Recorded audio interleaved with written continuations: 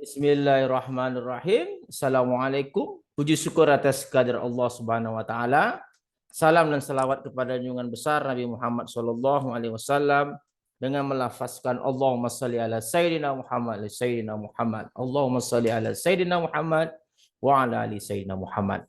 Bersama saya Dr. Rado Yendra SSI MSc, tentunya bersama Rado Institute, kita kembali melaksanakan program Tridharma Perguruan Tinggi berbasis dunia maya. Kali ini kita akan share mengenai pengalaman pembelajaran tentang mata kuliah pertemuan ke-7 dari mata kuliah teori peluang, di mana pada pertemuan ke-7 kita membahas tentang distribusi peluang binomial. Ada yang menarik yang kita ingin sampaikan pada pertemuan ke-7 ini, diantaranya adalah ada suatu petikan yang sangat baik dalam suatu buku. Dari suatu buku, buku Mathematical Statistics with Application, itu ada kata-kata di sini yang kita dapat lihat. Nah, kata-kata yang sangat menarik sekali, yang kalau kita tidak ngerti teori, memang kayak bingung nih. Katanya begini, it is important to realize that a success is not necessarily good in everyday sense of the word. Jadi maknanya secara umum dapat dikatakan bahwa dalam konteks kasus binomial probability distribution yang pada halaman 101, bahwa peristiwa sukses itu tidak selalu berhubungan dengan kata-kata yang bernilai baik. Kata-kata yang bernilai baik. Contoh misalnya kita tahu bahwa peristiwa binomial ini ada dua hal saja, gagal dan sukses, cacat dan tidak cacat, dan seterusnya. Jadi kalau kita lihat bahwa kata-kata yang bernilai baik itu kan mungkin dia sukses atau tidak cacat. Sedangkan kata-kata gagal, cacat dikategorikan kata-kata yang bernilai tidak baik. Jadi ini yang dimaksud dalam distribusi binomial, bahwa peluang sukses itu tidak berhubungan dengan hal-hal kata-kata yang bernilai baik. Jadi maksud yang sebenarnya seperti apa? Dalam konteks binomial itu untuk menentukan peluang variabel acak diskrit Y yang terdistribusi secara binomial, itu sukses dan tidak sukses tergantung kepada soal yang ditanya. Kalau salah meletakkan peluang sukses itu apa, rumusnya akan salah karena P dalam rumus binomial berhubungan dengan sukses. Jadi sukses tergantung kepada hal yang ditanya. Kalau yang ditanya berapakah ditemukannya peluang 3 yang cacat, berarti sukses atau nilai P dalam rumus binomial adalah yang cacat. Tetapi kalau yang ditanya yang tidak cacat, berarti sukses benar-benar yang tidak cacat. Jadi kalau kita lihat contoh soal misalnya seperti contoh soal halaman pada soal di 3.58 dari buku yang kita sampaikan tadi, di sini diberikan bahwa soal a particular concentration of the chemical found in the polluted water has been found to be lethal to 20% of the fish that are exposed to the concentration for the 24 hours. 20 fish are placed in the tank containing this concentration of the chemical in the water.